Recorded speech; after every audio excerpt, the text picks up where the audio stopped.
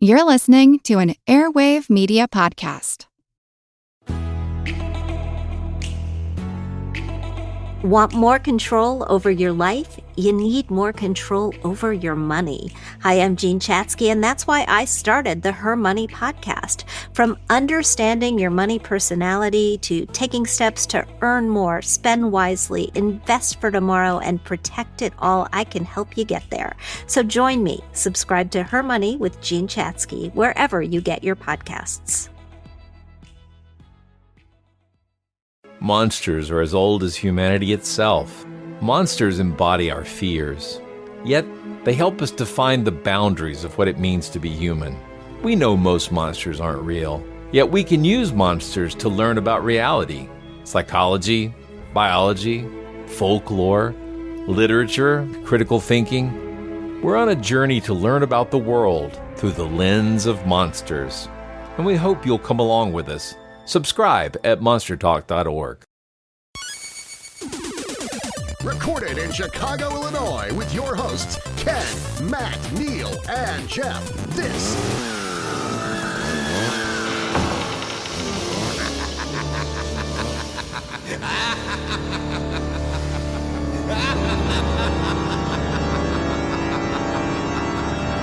Can you dig it?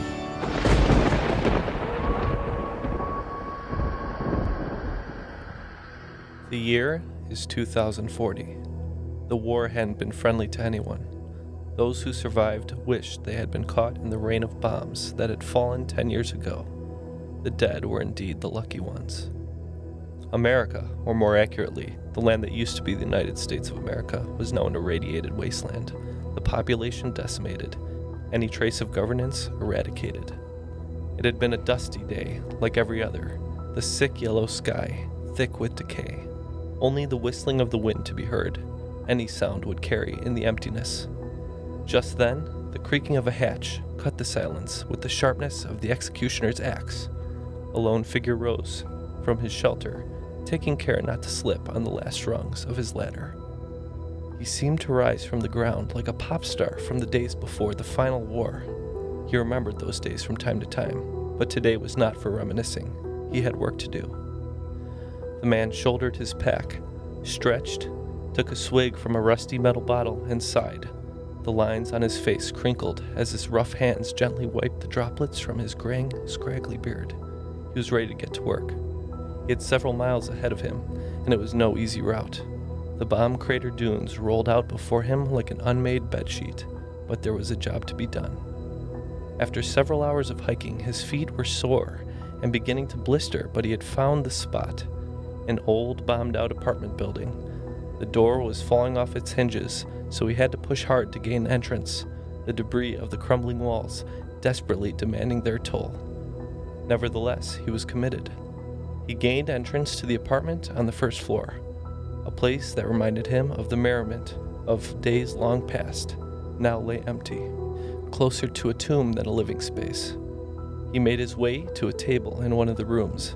It stood solemn as a gravestone. Alas, his friends were long dead, and no one would be coming to fill the chairs scattered about the table. He shrugged off his pack as he took a seat, his tattered shirt revealing just the slightest hint of the faded ink pigments on his back. He reached into his bag and wrapped his hand around the cold metal. He pulled his arm out, raised the microphone to his lips, and said, "Hello and welcome to Triviality, the game where lack of seriousness meets a little bit of knowledge. Thank you to all the survivors of the apocalypse. I'm here with Ken, Jeff, and Matt. How are you? Oh, it was Neal all along. Oh, that's Better great. than I knew, apparently. I know. I'm like a cockroach. I just never die. I wasn't expecting such tumult to start the show. It's the Halloween episode, so, gotta put in an effort from time to time. And what number Halloween episode is this? This is Trick or Triviality 7. 7. Seed of Neal. The seed of Neal. Once it gets inside of you, all bets are off. It's like Jason. Nope, no explanation needed. That's fine. Horror people know what I'm talking about. Chucky. Chucky. Seed of Chucky. Oh, I see. You're doing the seed of Chucky. I was thought you were doing Jason, where it's the little weird creature that goes in your body and turns you into Jason. Where he's, well, we have a great episode for you today, Matt. How are you after all of that?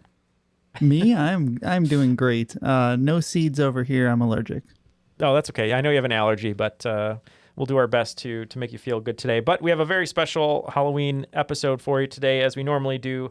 We are excited to welcome back now a 3-time host of the Trick or Triviality Halloween episode, Savage Superstar from Chicago, our friend Justin Shady. How are you, Justin? I'm good. How are you guys? Doing great. Great. So after hearing that long intro and all the history of the world, how do you feel about it? I think first of all, I think every episode should start off with something like that because it was wonderful. And no, I'm feeling, I'm ready to get down to business, even though things are dire. I also want to say, I know I've done this 3 years in a row, but I think it's funny because a friend of mine, when I told him I was doing another one this year, they were like, you're going to get like typecast as the dark Halloween guy, which is funny because if you know me, I'm not at all. I'm actually more known for like comedy stuff, but I do love Halloween. So it's ironic that I do this every year, but we do love Halloween. It's a pretty large Venn diagram that overlaps, comedy people and Halloween people. Correct. Yeah, for sure. And my wife and I, we got married on October 30th. So we had a Halloween wedding. I think maybe I said that in the past, but like that's mainly like the driving force behind our love of the season. So, well, we're excited to have you back. What do we want the teams to be today? Neal, I will be taking Matt, and since the Halloween episodes are getting a little long in the tooth, it's number 7, so we'll be the Poltergeezers. The Poltergeezers, I like it. It makes sense with the clown doll that's in the corner. Jeff and I, we love a good satanic baby story, so we're going to be Rosemary's Baby's Monitor. All right, well, let's hit the rules real quick. Let's see Darren's best Vincent Price impression, and we'll hear what the game is all about. The rules of the game are simple. 20 questions split into 2 rounds worth 10 points apiece. At halftime, there'll be a special swing round designed by this week's host. After regulation, players will enter the final round with the points that they've accumulated and will have a chance to wager 0 to 30 points on 5 categorized questions. At the end of the game, someone will be named the cream of the crop. Cream of the crop. Blah. Blah. Thank you, Darren. That was scary. Justin, feel free to take it away. We're ready to play. Awesome. All right. Round 1, question 1. Ruthless people. On November 13th, 2022, 4 University of Idaho college students were murdered in an apartment near campus. A month later, 28-year-old Brian Koberger was arrested as a suspect. With his trial set to start this month, your question is, what is the last name of the Idaho judge who is overseeing the trial? And I'll give you a hint. The judge's last name is the same as the nickname of an actor who starred in numerous 80s movies, including Stripes, Gremlins, and all 3 Beverly Hills Cops. All right, and you said it's a nickname? Correct. But I will say this. It's a nickname, but people may think that his nickname is actually his first name. Okay, that's all I wanted to know. We can lock in. So I'm thinking on the movie Stripes. Yeah. I'm trying to remember the cast of that. Bill Murray. The movie Gremlins probably wouldn't be good. Yeah. Bill Murray's not in Gremlins. So. What was the third movie that you mentioned? All Beverly 3 Hills Cops. Cop. Yeah, all 3 Beverly Hills Cops. I don't know who's in those besides Eddie Murphy. Yeah, I don't know. Bobcat Goldthwait. Is that his nickname? We going Bobcat? No, I think his real name's Bobcat, but... All right. Well, when you said the clues, thankfully, the hints, a person that starred in Gremlins, all 3 Beverly Hills Cops, and I forget the other one, but I believe it's Judge Reinhold. Jay Reinhold. Oh.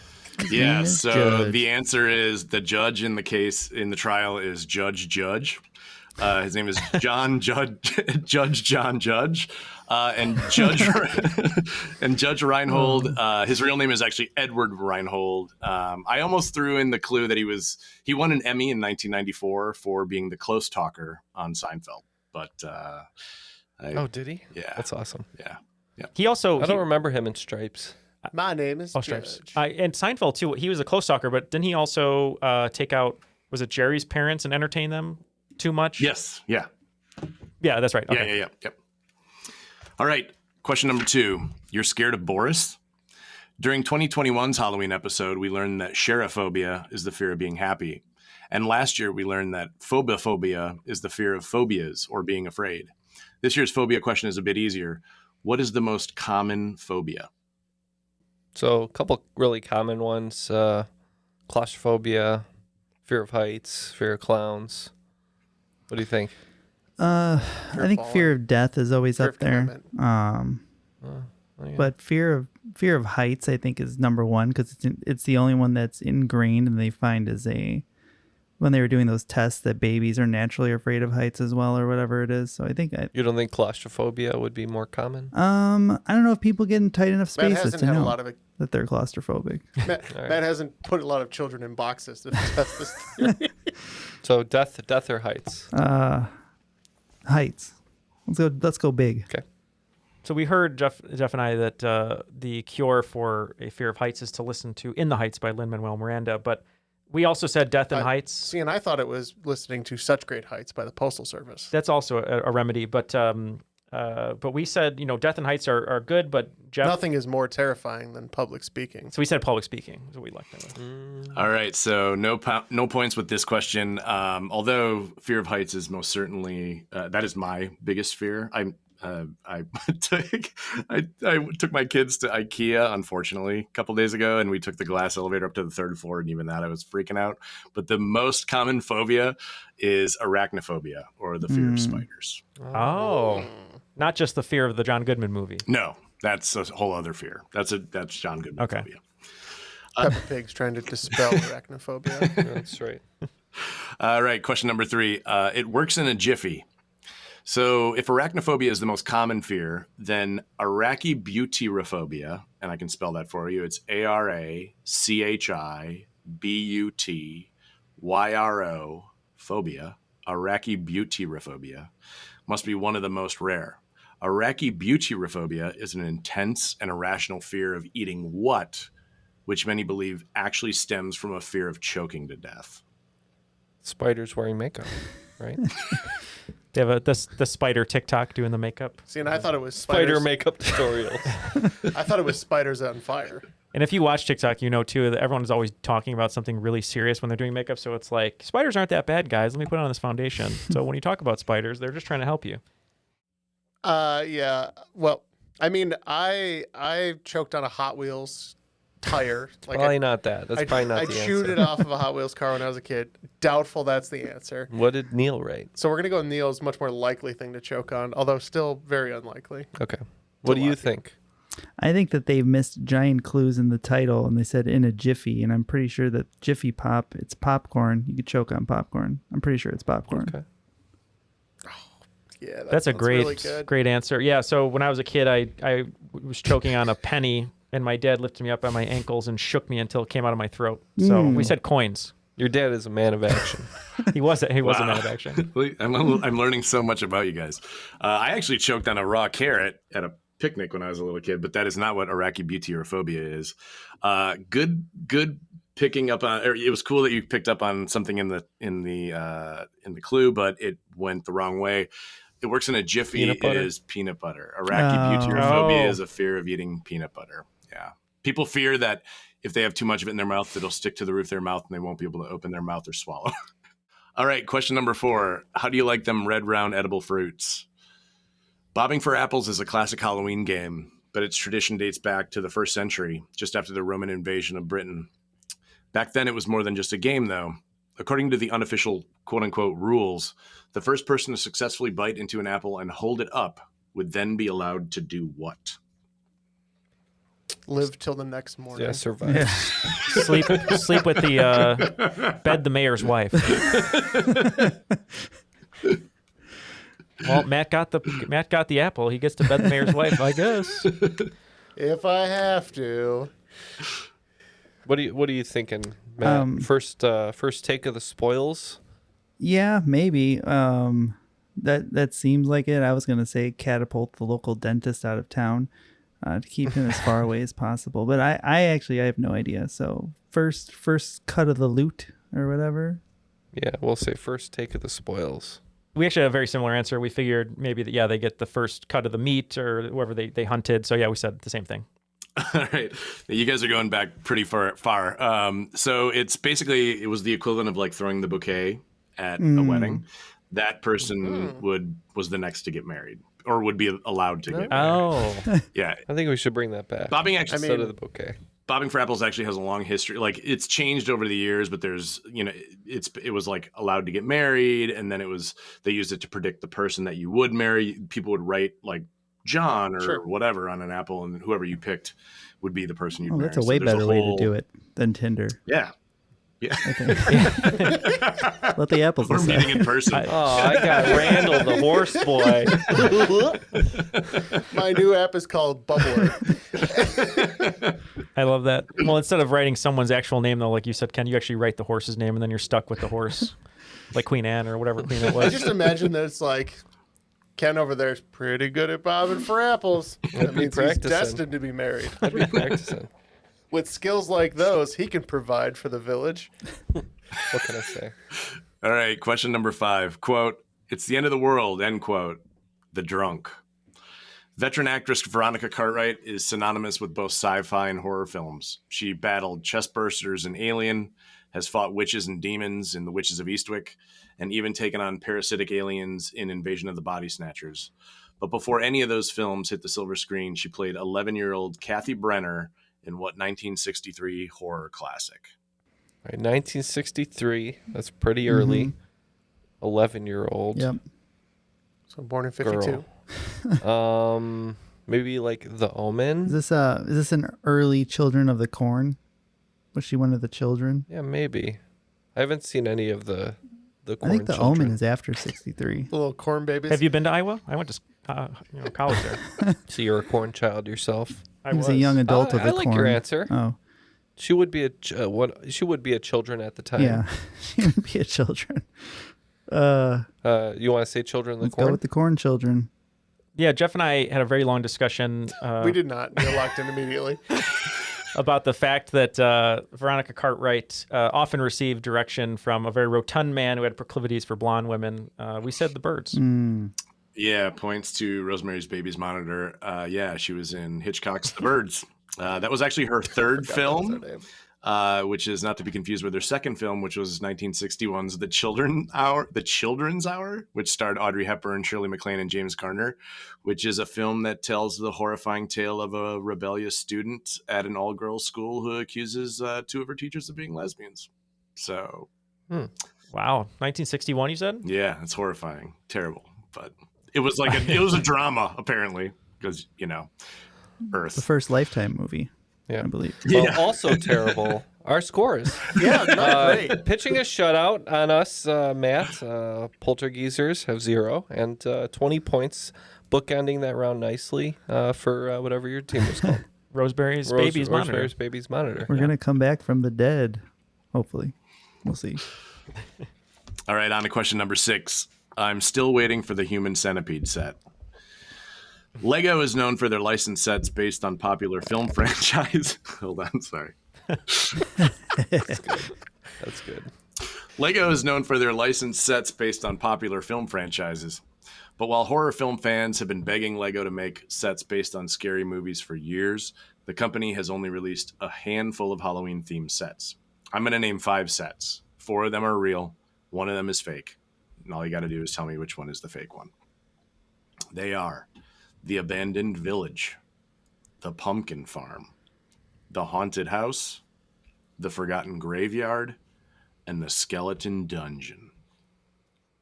All right, so while we lock in this answer, I have one question for you. Is it the best place to be in or the worst place to be in to be the last person in the Human Centipede because you have no one on you, but you're on someone? Is that good or bad? I thought you want to be the front. Yeah, You want to be You want to be the first person. The Yeah. only good spot. Yeah. Well, there are no good spots. Terrible spot. Matt, the only good spot. Matt, for this one, I don't know at all. But I would imagine maybe Lego would stay away from a graveyard. Yeah. I think it's similar to the other ones, and it would be kind of boring as a Lego set. It's a little too real. Yeah. Let's So go. we're gonna say let's go graveyard.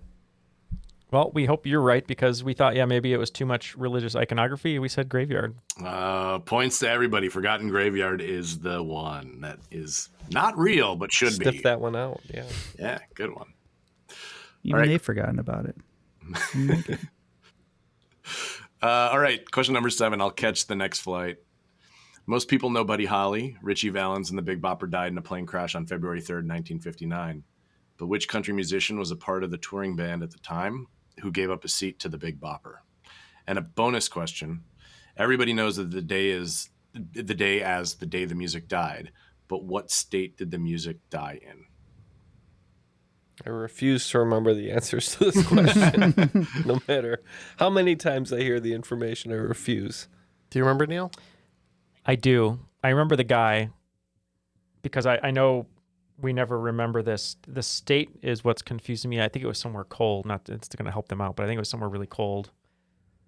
I could be way off. What do you think, Matt?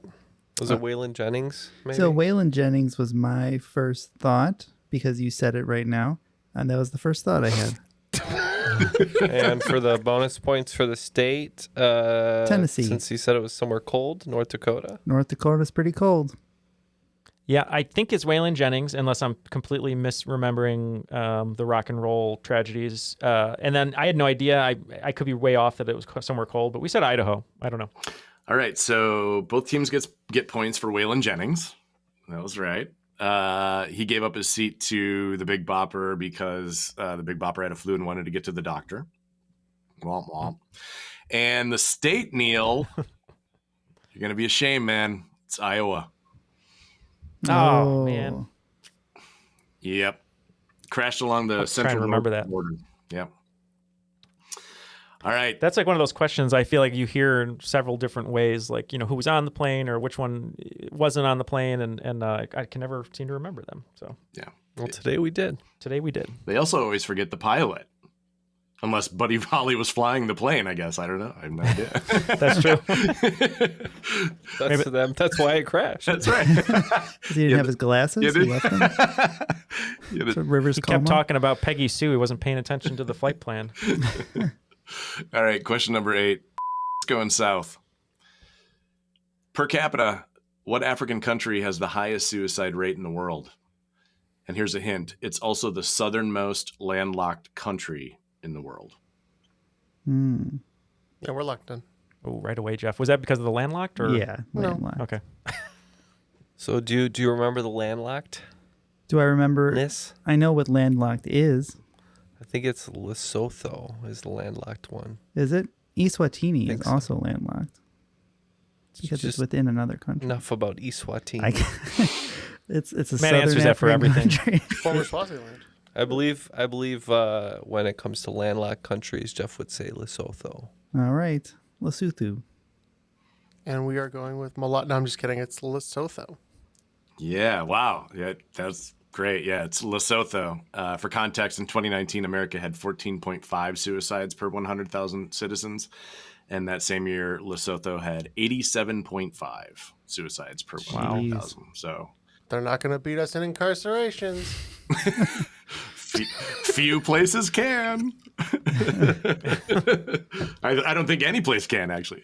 All right, on to question number... Nope, we're number 1. Yeah, USA. Oh, I'm going to get hell for this. Luckily, I'm not online. I don't care. Email who the fuck to Triviality. All of our episodes are like this, just so you know. Death and incarceration. All right, on to question number 9. They're the peeps of Halloween candy. Love them or hate them, candy corn is a yellow, orange, and white striped candy that tastes like something. According to Brox, who claims to be the producer of America's #1 candy corn, what is the actual flavor of candy corn? Ass. So that's what Big Sean was singing about in his song. I think you still got Human Centipede on the brain. Yeah, I was going to say. By the time it gets to the 4th person, that's what it tastes like. Oh my god! And if you strain on the toilet, you have an extra little candy corn as well. Jeff, why, Neal? We were just keeping it clean with our Human Centipede joke. All I said was straining in toilet. No one knows what that means. What do you think? Well, I usually eat the Harvest Mix version of these, which has a lot of chocolate involved, but I don't think this is chocolate. I think it's almost like a squash or like a something like that. I was thinking like butter or butter would be such a good flavor. Or I'd like actually enjoy maple, that. maybe. Oh, maybe maple. It's got maple to it. Butter's What about We'll go pancake? maple? I think that's too specific. I do think it's too specific, but I wish I it think was if we're saying pancake. pancake, What we about- should say maple. What about bacon pancakes? So what do you think? Maple sounds great. All right.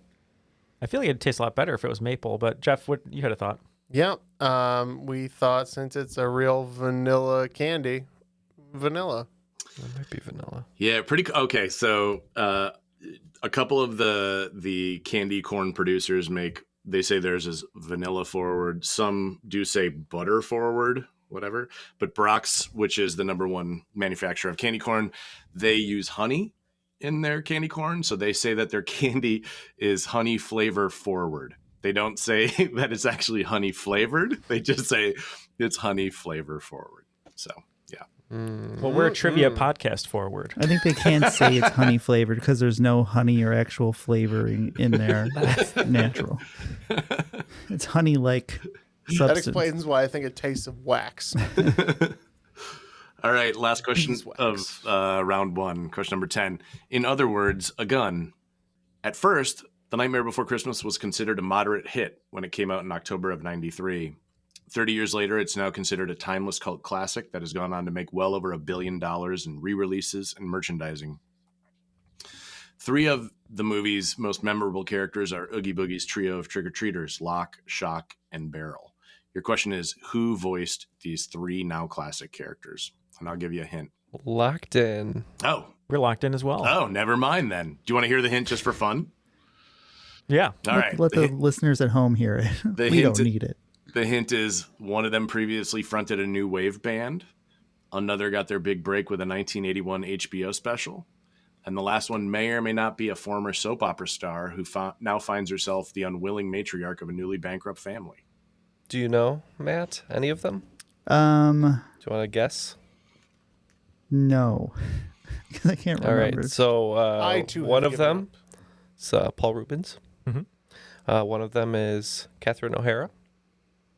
Is it Catherine or Kathleen? Catherine. Mm-hmm. And the last one is Mr. Elfman himself. Mm-hmm. Mr.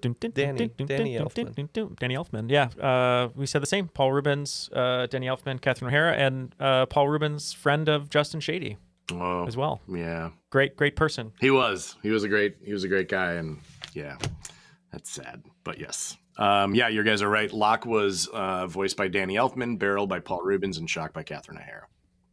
I just saw Paul Rubens in Buffy. Yep, he's great in Buffy. The original. Yeah. He's very good. He does the original Peter Griffin when he hits his knee or whatever. Yeah, that's right. You guys should. And speaking of I was sorry, go ahead, just going to say you should check out Blow too with Johnny Depp, where he plays like a coke dealer. He's just amazing. It's so like out of character for him, but it's a really great character. You should check it out. After the first round, the Poltergeisers, geezers, I should say, have picked up a few extra We're points. exploding with points here. We are the poultry Poultry geysers. The Just like Poultry geyser of Geysers. chicken. You picked up 40 points there, and we also picked up 40 points in the second half, but we're just 40 points. No, I shouldn't say 40 points ahead, but we're 20 points ahead. Yes, indeed. So we're 60 to 40 is what we call sort of the way that we divide the rations of who gets to slap the other person. I would say, the only thing spookier than Neal's bad math is the fact that Neal sucked at we math make the him week do it. before. he's never been good at it, so we shouldn't be surprised. All right. Okay. So for the swing round of this game, we're going to do a real life game of Clue. The way this is going to break down is I'm going to give you guys 3 lists of 10. The first list is going to be a person or a victim. Same thing. The second is going to be a location or where they died. And the third is going to be the item or the thing that killed them. So the list of 10 people are Jane Mansfield, Brandon Lee, Draco of Athens, who was an Athenian lawmaker, Cocaine Bear, a.k.a. Pablo Escobar, Owen Hart, Vic Morrow, Elvis Presley, Jimmy Heselden, and that's Heselden, Steve Irwin, and Aeschylus, the Greek father of tragedy, and that's Aeschylus. Ironically, sucked into an escalator. The locations are a sports arena, a theater, the Great Barrier Reef, a sound stage, a car, a cliff, a wheat field, a movie ranch, a bathroom, and the Georgia wilderness. And the 10 items are a Segway, a helicopter, a tortoise, cocaine, a short tail stingray, a truck, hats and cloaks. That's one answer. Hats and cloaks. Heart, wrestling ring, and a gun with blanks. Okay, we have our lists. We're going to think about these, match them up, and we'll be right back. Robert Barker was the most famous book printer of his time, and luckily for him, his time was when book printers could be really famous, especially if you were responsible for the most read book of all time, the King James Bible, which Robert produced in 1611. Yes, you could get quite famous printing books in Robert Barker's time. Unfortunately, you could also get infamous. In 1631, Barker tried to double down on his success and reprinted the King James Bible, but this time around he missed a word. One word that caused him to lose his license, destroyed his reputation, got him fined, and removed to debtor's prison, where he died. Exodus 20:14, the sixth commandment. Thou shalt commit adultery. This is The Constant, a history of getting things wrong. I'm Mark Chrysler. Every episode, we look at the bad ideas, mistakes, and accidents that misshaped our world. Find us at constantpodcast.com or wherever you get your podcasts.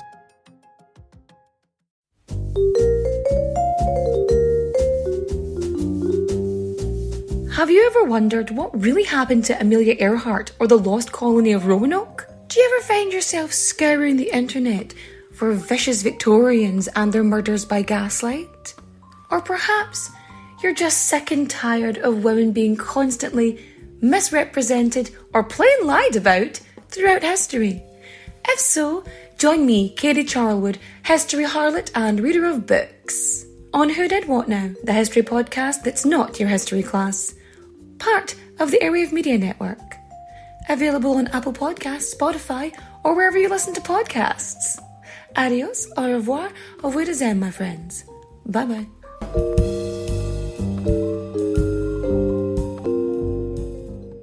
I'll be seeing you.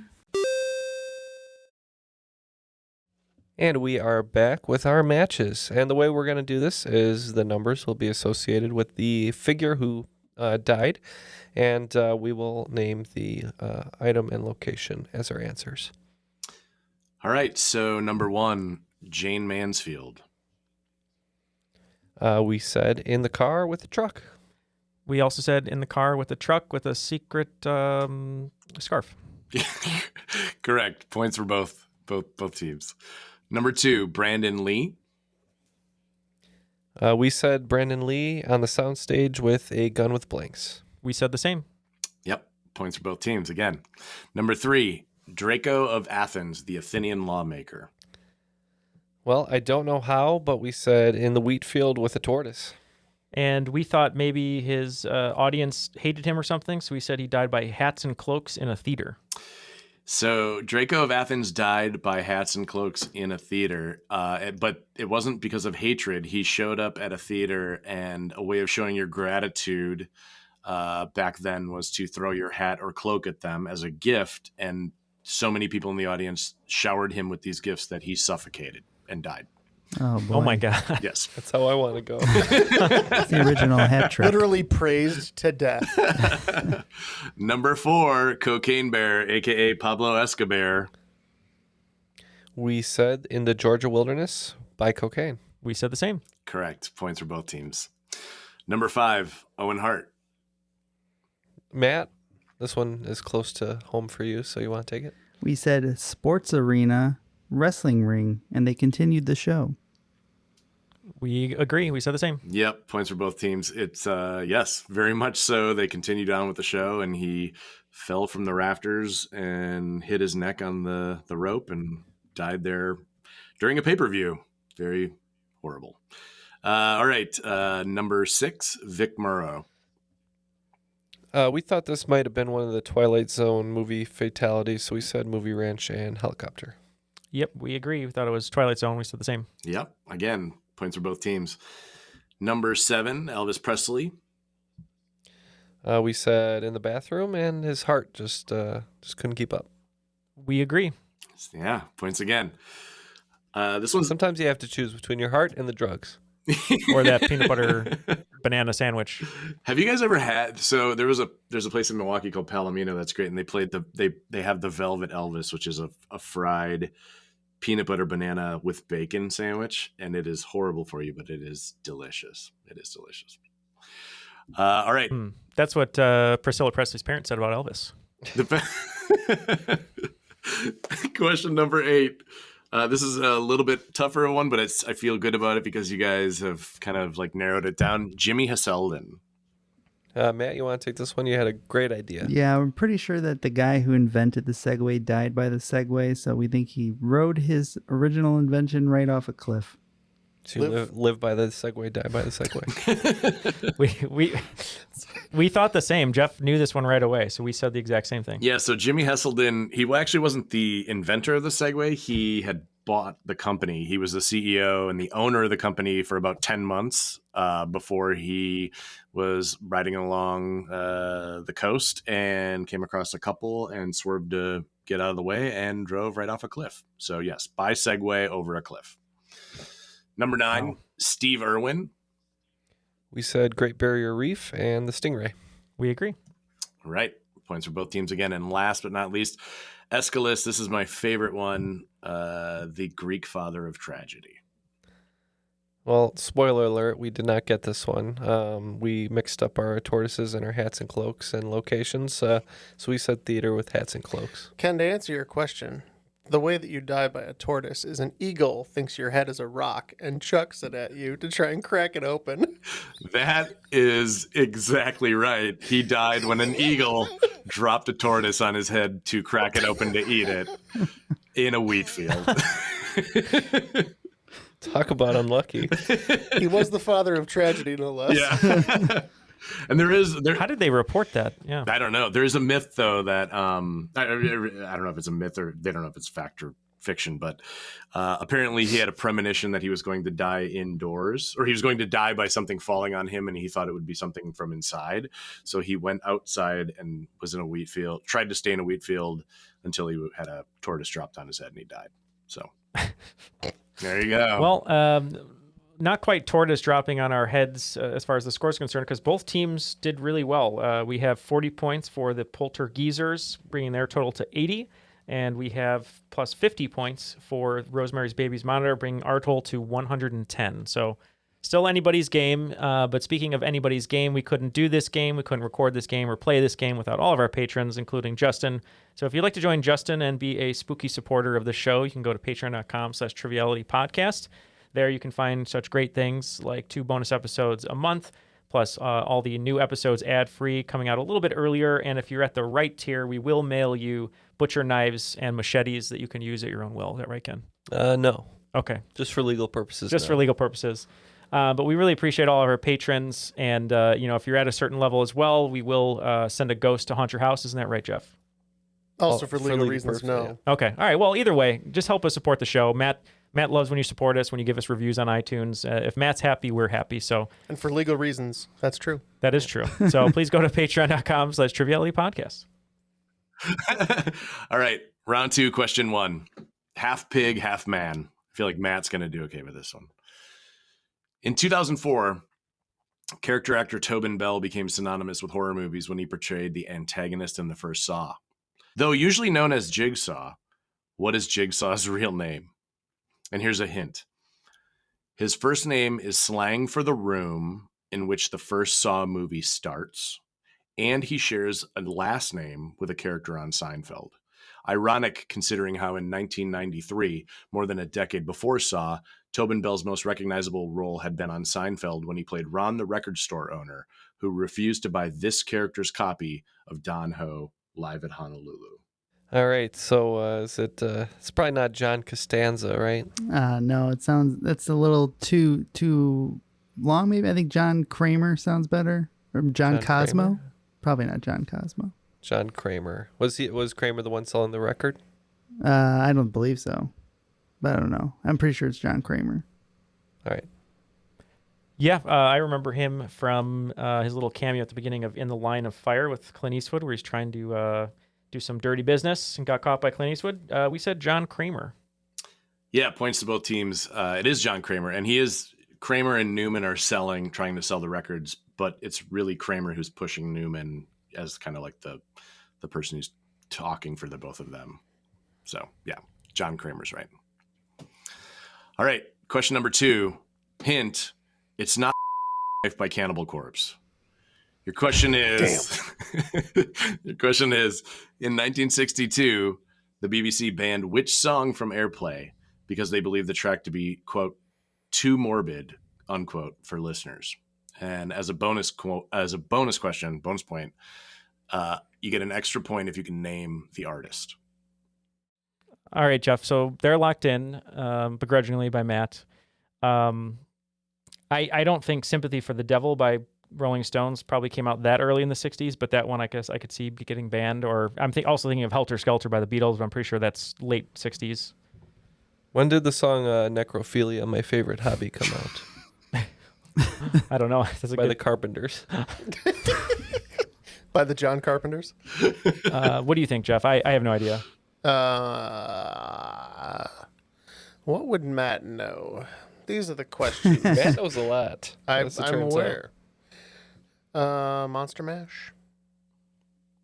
Yeah, you think they would... It encourages youth to mash with monsters. I'd have no idea. All right, we weren't sure. We're just going to lock in with Sympathy for the Devil by the Rolling Stones just because of the devil angle.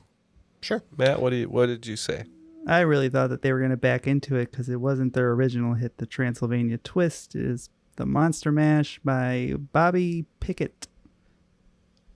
Wow, yes, that the Poltergeezers get it.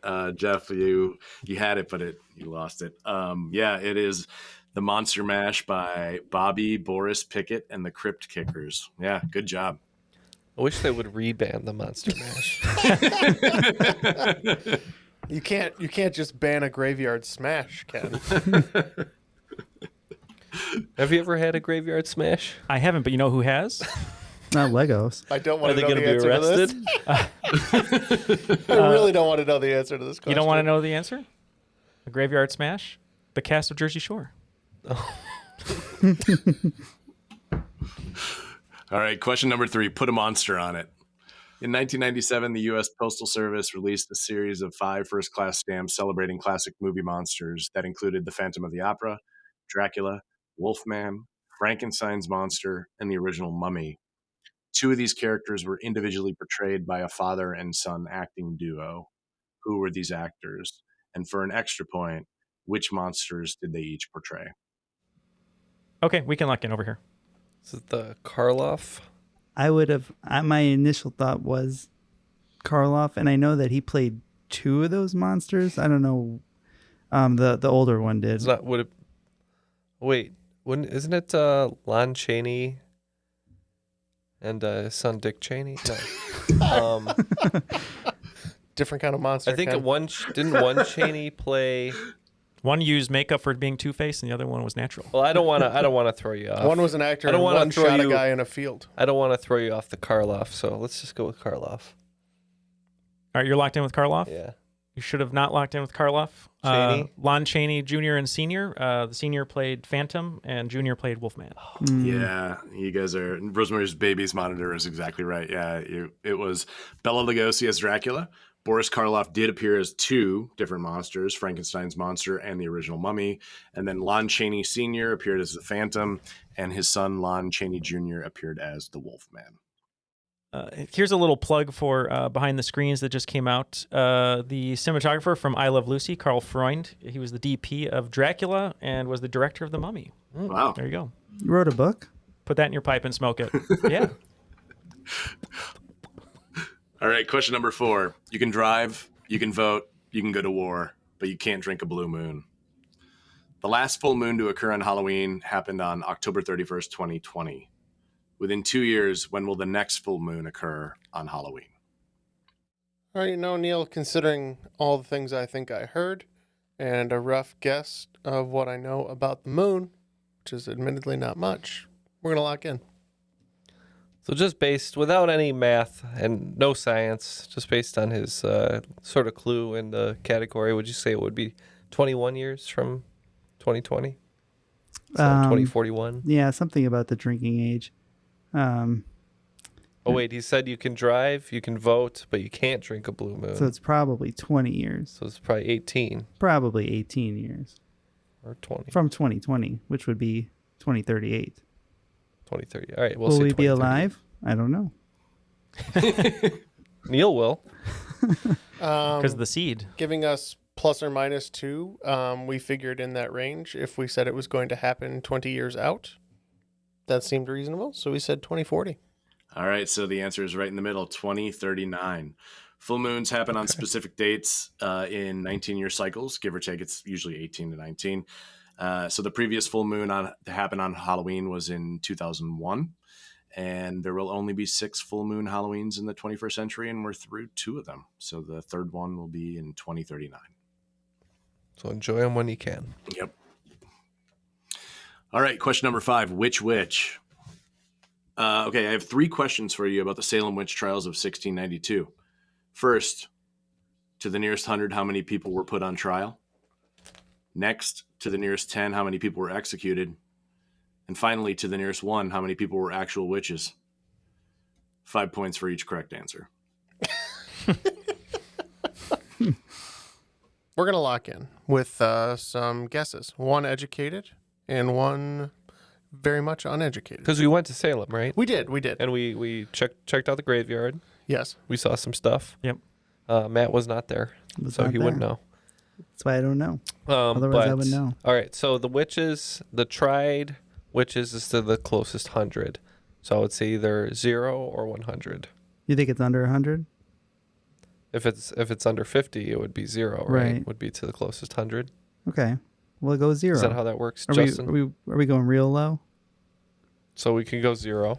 Mm-hmm. For the number put to death, it would be either over.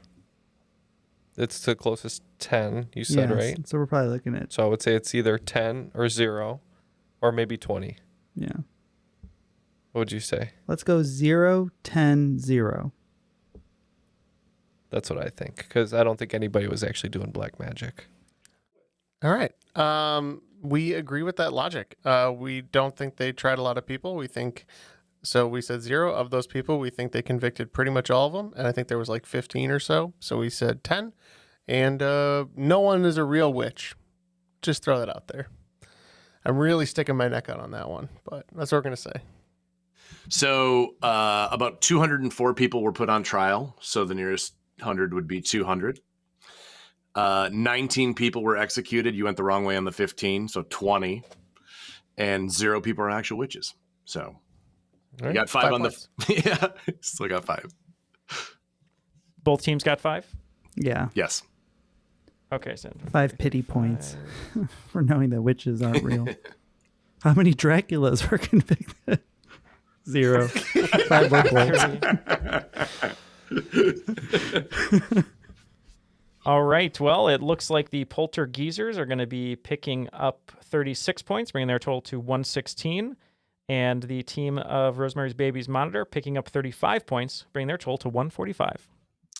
All right, question number 6. 9 in 10 Satanists agree. The late Anton LaVey is probably the most well-known Satanist and plagiarist, which we talked about last year, to have ever lived. The church he founded, the Church of Satan, is also most likely the largest group of Satanists in the U.S. So your question is, do a majority of Satanists even believe in Satan? So we're saying no. We're agreeing. We're saying no. Yeah, so points to both teams. So most Satanists are basically just atheists, or they call themselves rationalists, who believe that Satan is nothing more than just a symbol that people use to blame for all the bad. So yeah, most Satanists just believe that Satan doesn't even exist. There you go.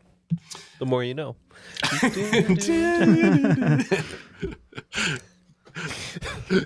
All right, question number 7. This was in the job description. So let's say you're a custodian working at either Disneyland in Anaheim or the Magic Kingdom in Orlando. Suddenly you get a call over your radio for a, quote, HEPA cleanup, unquote. What has just happened? And a bonus point. More often than not, which attraction are you headed toward?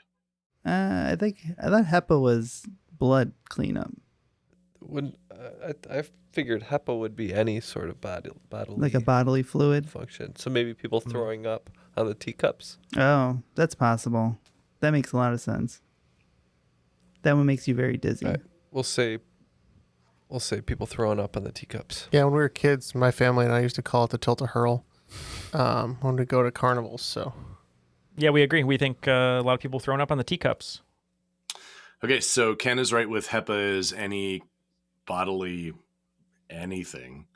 But what has just happened is that somebody has dumped the ashes of a dead person somewhere in the park. And according to a 2018 Wall Street Journal article, this most often happens in the Haunted Mansion. Wow. Yeah. It happens apparently about once a month.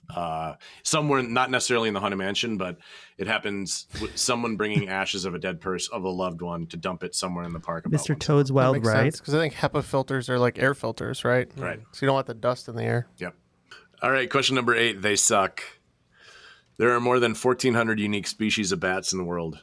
Within one, how many of them drink blood? I think this is the big Uno there, Matt. What do you think? You think there's just one of them? I think it's just a vampire bat. That would make sense. We can lock in with that. Okay, we're going to say 1. Yep. I like our margin of error somewhere between 0 and 2, so we said 1.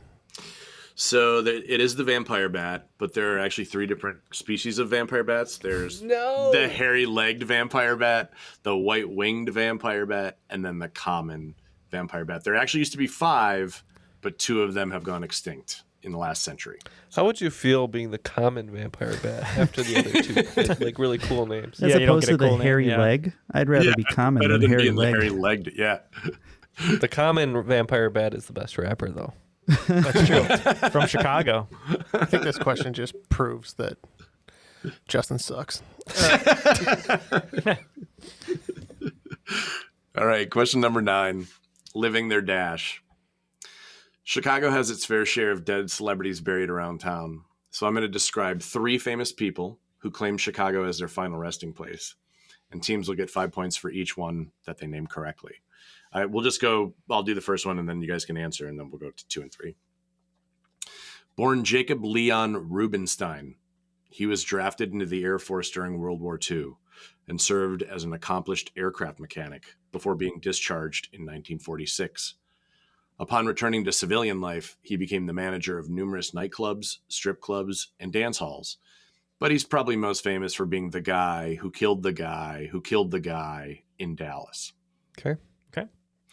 As an illustrator, he rose to fame in the 1950s as one of Playboy's regular cartoonists. Sometimes using the pen name Uncle Shelby, he would go on to write adult satire, poetry, and plays, and even co-wrote a screenplay with David Mamet. He was nominated for Golden Globes and Academy Awards and won 2 Grammys, but he's probably best remembered as the author of numerous children's books and of a Johnny Cash song about a boy with an unfortunate name. Number 3. Born in London during World War II, his family fled to New York to escape the growing threat of the Holocaust. After graduating from Northwestern School of Law, he became involved in politics and served as campaign advisor to Robert F. Kennedy in 1968. After serving as Cincinnati's mayor, he became a political reporter for a local news station, winning 10 Emmys along the way. but he'll probably be best remembered as a host of an eponymous talk show that ran for 27 seasons and had audience members chanting his name over and over and over again. Okay, I think both teams are all locked in with the answers on these. So, Matt, are you comfortable with Jack Ruby, Shel Silverstein, and Jerry Steve Springer? Wilkos. Oh, you're right. Sorry. Wrong guy. Yeah, we agree. We said Jack Ruby was the guy who shot the guy who shot the guy. And we said Shel Silverstein and Jerry Springer for the other two. Yep, points for both teams. That's great. Good job. All right, last question of round 2. This is not a trick. It is my treat to everyone. For 10 points, 5 each person, all you got to do is tell me what was your most memorable Halloween costume from childhood. You guys got to discuss it, or what do we do? It's all day. just go. Just go. Yeah, mine. It was either my mask, Jim Carrey mask costume. My aunt tailored. It was a yellow suit she made from scratch. Somebody stop him. Which is really cool. It's either that or it was Still can't. Noah Wiley, or not Noah Wiley, Dr. Green from ER, which people made fun of me for. But yeah, it was Neil the was mask. playing Noah Wiley playing Dr. Green on ER. It was a real meta Halloween costume. Jeff, what do you got? I'm going to say the Blue Power Ranger, because that was mine for sure. Matt? One of the 7 times I was a Ninja Turtle. Way too many There times. you go. And I'm going to say this nice Grim Reaper getup that I had that had a like a blackout mask. It was pretty cool. So there we That's go. great. 3 points all around. 3 points all around. Mine was in 5th grade. I'm older than all of you guys by a fair amount. But in 5th grade, I went as Ed Grimley or Martin Short as Ed Grimley, which is an SCTV character. And when I got to class, my teacher, Miss Bell, I'll never forget, she's like, we're going to go around and talk about what we are. Justin, you're going first. So then I had to explain to all the kids what this character that they've never seen was. And in hindsight, it's funny thinking that my parents made me or let me watch SCTV. So, and actually years later, I got to interview Martin Short for Variety when he was nominated for an Emmy. And I told him that story. And he's like, your parents up, huh? I was like, yeah. That's awesome. Well, if you like us answering these random questions, I think that, maybe you should listen to the Crop Drop over on Patreon. We got a few of those, right? That's right. True. That's true. We have one every month for the last few years. So I forget what that is in math, but 12 times 3 or 4. Figure it out. 36 to 48. Thanks, Jeff. When does a full moon fall on that? Every 28. Nope. 18 to 19 years. Thank you. 18 to 19 years. No. Well, I'll tell you what's not up. The scores. So our scores right now. Doubt it. Let's hear them. We have the Poltergeezers picking up 35 points, bringing their total to 151 for the final round, and 35 points for Rosemary's Baby's Monitor, bringing us to 180. By George, he got them. Okay. So for the final round, we're going to talk about Halloween laws, and the categories are Halloween is canceled, good because Jesus hated handouts, or as Crazy Joe Davola for that matter, and also, and definitely don't go as that coach from Ted Lasso. Okay, the wagers are now locked in. Let's go ahead and get the questions. All right, question number 1. In 2013, we're going back to Central Africa, apparently. I didn't just putting that together. In 2013, which Central African country banned Halloween because it was apparently, quote, causing people to stray from the country's traditional culture? It's an interesting take, considering this country has a fairly recent history of civil war, genocide, and ethnic cleansing. Question number 2. Good, because Jesus hated handouts. It's Sunday, October 31st, 2021. You live in Rehoboth Beach, Delaware, and you just got back home with your kids who have taken in a sweet haul of Skittles and Reese's peanut butter cups. Suddenly, your doorbell rings, followed by a cop handing you a ticket for $150 for breaking the law. In Rehoboth Beach, what law did you just break? Question number 3, or as Crazy Joe Davola for that matter. In the coastal town of Vendarc, in the south of France, a law prohibits anyone over the age of 12 from dressing up as what for Halloween? Question number 4, and also, as someone who has spent a few drunken Halloweens in Hollywood, trust me when I say that October 31st is a night of intense debauchery in Tinseltown. So intense, in fact, that in 2004, Hollywood began to prohibit the use of what? And here's a hint. The invention of this item was accidental and originally intended to be a spray-on instant cast. And finally, question number 5. Definitely don't go as the coach from Ted Lasso. Question is, you have alopecia and live in Alabama. For Halloween, you've dressed up as either Coach Beard from Ted Lasso or Abraham Lincoln or whoever. On your way to a party, you get lost and stop into a church to get directions. As you enter, you get some laughs from congregants and are promptly arrested by an off-duty cop who is in attendance. What party of your costume is illegal? All right, we have our questions, curious as they may be, but we'll be back with our answers. There are really many reasons to listen to our podcast, Big Picture Science. It's kind of a challenge to summarize them all, Molly. Okay, here's a reason to listen to our show, Big Picture Science, because you love to be surprised by science news. We love to be surprised by science news. So, for instance, I learned on our own show that I had been driving around with precious metals in my truck before it was stolen. That was brought up in our show about precious metals and also rare metals, like most of the things in your catalytic converter. I was surprised to learn that we may begin naming heat waves like we do hurricanes. You know, prepare yourself for heat wave Lucifer. I don't think I can prepare myself for that. Look, we like surprising our listeners. We like surprising ourselves by reporting new developments in science and while asking the big picture questions about why they matter and how they will affect our lives today and in the future. Well, we can't affect lives in the past, right? No, I guess that's a point. So the podcast is called Big Picture Science, and you can hear it wherever you get your podcasts. We are the hosts. Seth is a scientist. I'm a science journalist, and we talk to people smarter than us. We hope you'll take a listen. And we are back after a horrifying time trying to come up with these answers. Let's have the questions one more time and see who will be today's scream of the crop. All right. Question number 1, Halloween is canceled forever. In 2013, which Central African country banned Halloween because it was apparently causing people to stray from the country's traditional culture? We went Rwanda. We also said Rwanda. Yep. Points for both teams, Rwanda. Question number 2. Good, because Jesus hated handouts. It's Sunday, October 31st, 2021. You live in Rehoboth Beach, Delaware, and just got back home with your kids who have taken in a sweet haul of candy. Your doorbell rings and a cop hands you a ticket for $150 for breaking the law. Which law did you just break? We said soliciting on a Sunday. Yeah, we think they shouldn't have been trick-or-treating on a Sunday. Yep. In Rehoboth Beach, Delaware, you cannot trick-or-treat on a Sunday, even if Halloween falls on it. You have to do it the Saturday before. Fun. Question number 3. Yeah, it's a blast. You know, in Chicago, just an aside, but like in Chicago, I love that, you know, they actually trick-or-treat on Halloween in Milwaukee. I grew up in Milwaukee, and up there, it's always the Saturday closest to Halloween. Yeah. It's not even, it's very weird. All right, question number 3.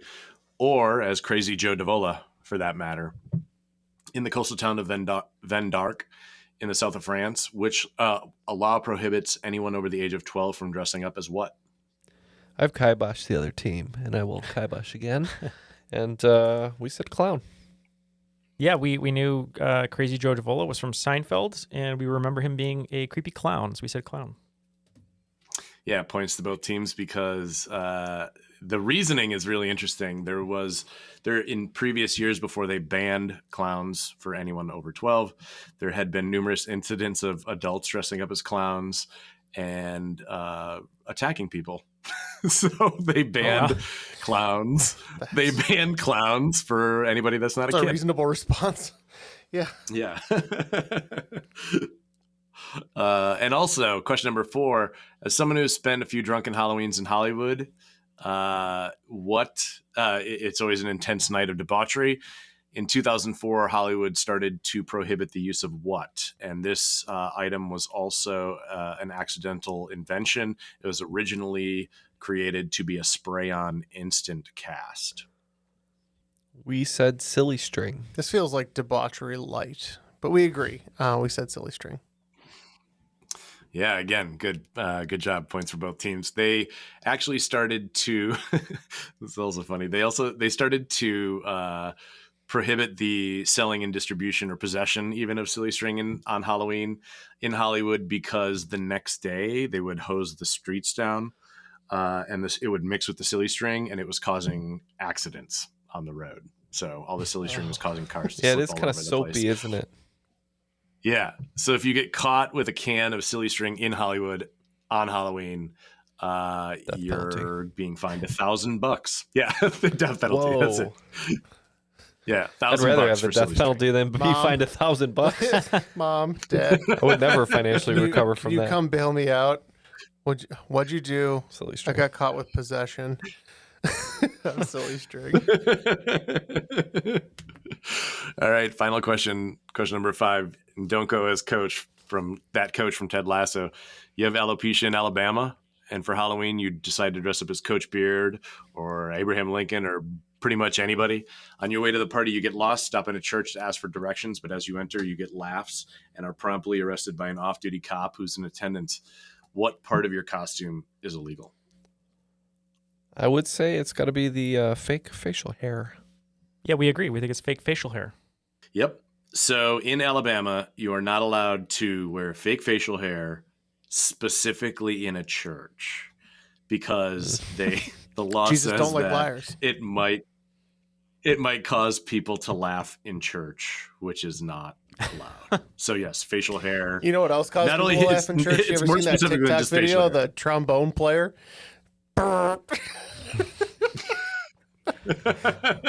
Silence. What an amazing crowd. That would not have been me. The scores are in. Both teams scoring perfect on the final round, getting 150 points each. But unfortunately, one team just couldn't surpass the other.